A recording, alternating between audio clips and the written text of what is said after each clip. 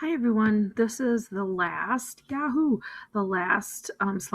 for Things Fall Apart, chapters 9 through 10.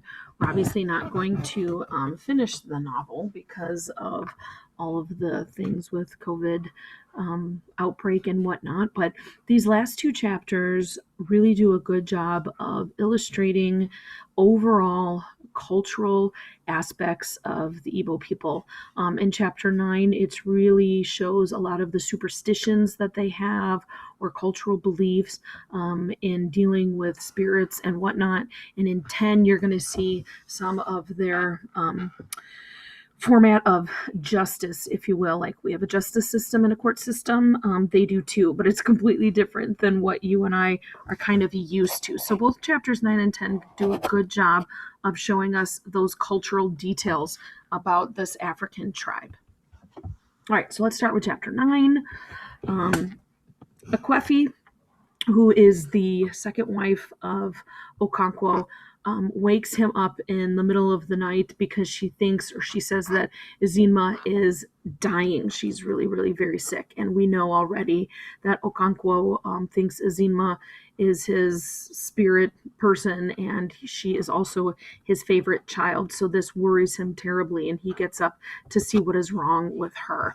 And he quickly begins to cook medicine that is eventually will help Izinma and make her better. And so he remains very calm and wants to help her and save her because, again, he is spiritually connected to her. Remember, in one of the chapters, constantly saying, wish she was a boy to be his son, but definitely Izinma is her favorite. Now, why is this significant? Because this is where we learn more about Ikwefi and her past.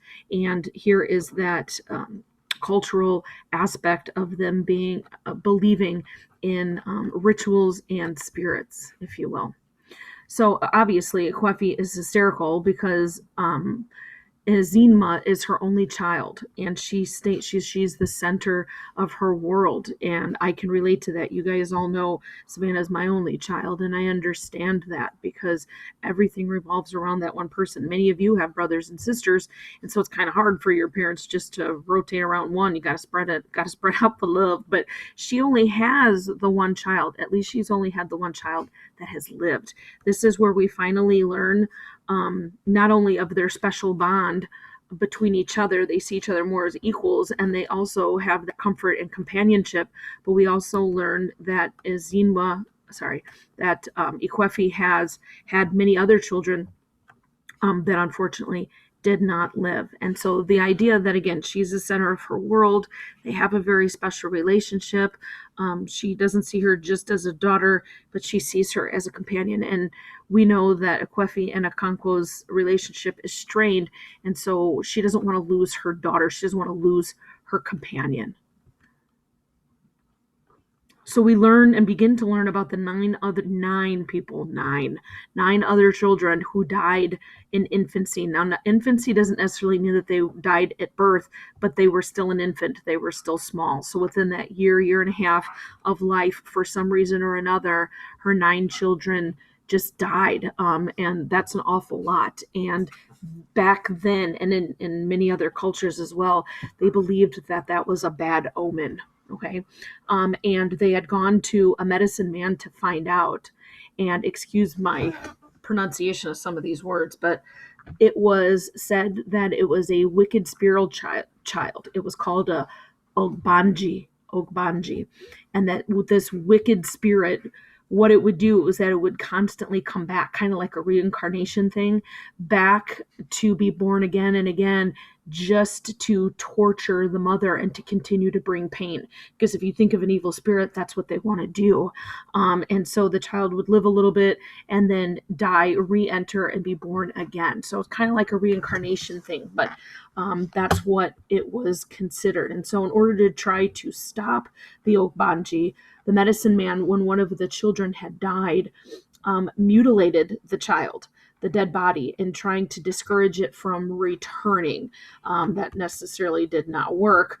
But like many of the Ogbanji children, once Enzima seemed to get past that infancy stage, she still suffered many illnesses. So even though she hasn't died as of yet, she still seems to be suffering from that wicked, evil spirit. And it was in the previous chapter, I can't remember if it was 3 or 4, but remember when Azima was talking with a friend of hers who was also a priestess at the wrestling match. She had said, both of them, it looks like she'll be staying around. And again, not only did other children die, but this was significant because now we learn, kind of backtracking here, on why they would say that. She's reached an age, she seems like she's kind of out of the woods, and that Ikwafi is not going to lose any more children. So a year before this novel begins, a medicine man had found Ezima's what they call Iiua. Iiua. I know that sounds crazy, and it's funny if you listen to the reading, I like the way he pronounces it. And what an Iiua is, it's a small buried pebble.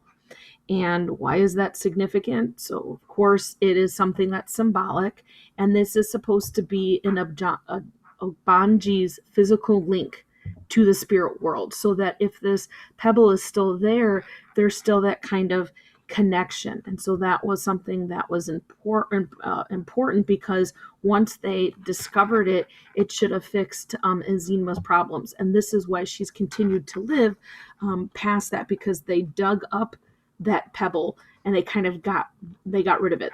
They were trying to fix her.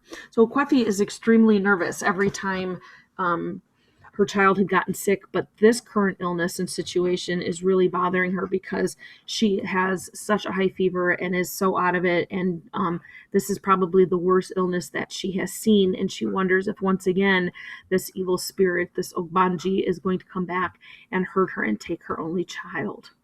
Okay, so from these events in this chapter, because that's what this chapter is all about, we see their beliefs in the spirit world and their superstitions of burying things, of having a ritual. This was something that was common not only in their tribe and in African tribes, but all over the world. Even here with our Native Americans, they believed in many of these types of superstitions and spirits. Even in early America, with the Quakers, they believed in a lot of these superstitions as well, when women would not be able to have children. So it's a common theme throughout a lot of cultures. And so this is not anything that's different or strange, maybe strange to us in modern times, but it's something that's very common. In chapter 10, because it kind of seems like, again, it jumps a little all over the place, but eventually everything kind of connects together. But this chapter provides us with a look at the ceremonial rite of justice.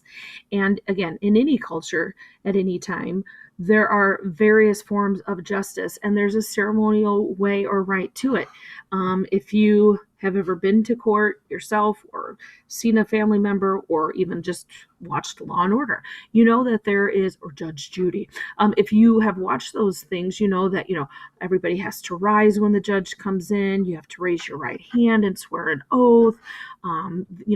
It's back and forth judging. I mean, there's a lot that goes on with trying to provide justice, and so this isn't any different. It's different for us because, again, it's an African culture and they believe in spirits and whatnot, but it's really the same thing. But the author is trying to allow us to see the inside of that tribe and see how they had their ceremonial rites of trying to perform justice. And so the village is holding this gathering, which I thought was kind of cool, to settle an issue between an estranged husband and wife. The wife had left the husband, and we know that many times they viewed their wives as possessions, and so therefore he's trying to get back, really, laundry's done, what was his. And so they're all there together, and they're seated in very specific seating arrangements, and these people are supposed to be the ancestral spirits, the Iguga. I can't say that correctly. I know that's not right. But they emerge from this secret house, and no woman is ever allowed to enter it, which is significant because here is, again, part of that gender role identity and how they view that. And so if a woman was never allowed to enter this secret house, it was the clan's ancestral spirits that were the leaders. Obviously, they had to be male. And so the spirits that kind of scare the women and children, sorry about that there, that have gathered to witness this, but really they are just village men in masks impersonating the spirits. So it was more done ceremoniously by wearing these masks and sitting in a certain format and saying certain things. Again, once you listen and read the chapter, you'll see that. And it is kind of cool how they play that out. It's a little different if you can picture it in your head. And it would be kind of unnerving to children, especially.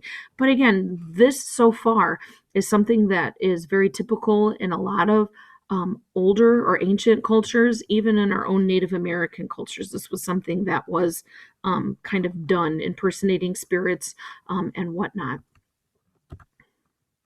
So, what was the issue? The husband claims that the wife's brothers had come and severely beat him up, and they took his wife, and she is now currently living with them.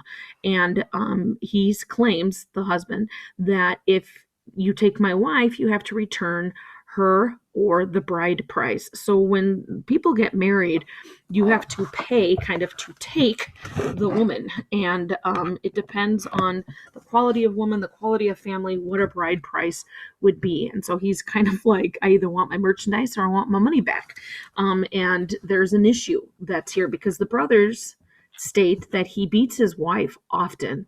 Now, we know that beating of wives is okay, or I don't want to say okay, acceptable in their culture, but he beats her terribly on a daily basis. He even has caused her to miscarry one of the children. And so this is a huge comment because if it's something that, the beating of a wife or the hitting of a wife is kind of accepted, as we see, especially with Okonkwo, but that if it's so bad that the brothers come and take the woman, that it's got to be pretty bad. And so the councils concludes that the husband is in the wrong and that in order to get her to return, he has to go and beg her to return. So it's kind of like an element of humiliation.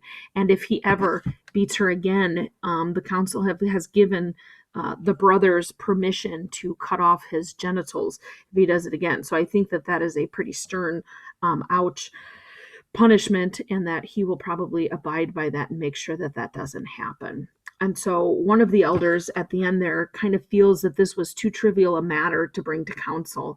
And that says a lot, again, about gender roles, how, well, if it's not that big of a deal, that we shouldn't be talking about it, then the woman should have continued to have been beaten. Or that the guy, was not manly enough. There's that theme of masculinity, that he was not manly enough to kind of take over his wife and make sure that everything came out to his favor. So that was kind of an issue there. So even these two chapters aren't very long and kind of are separated in regards to the storyline. They're very telling in our traditions, our themes, and our rituals with the Igbo people.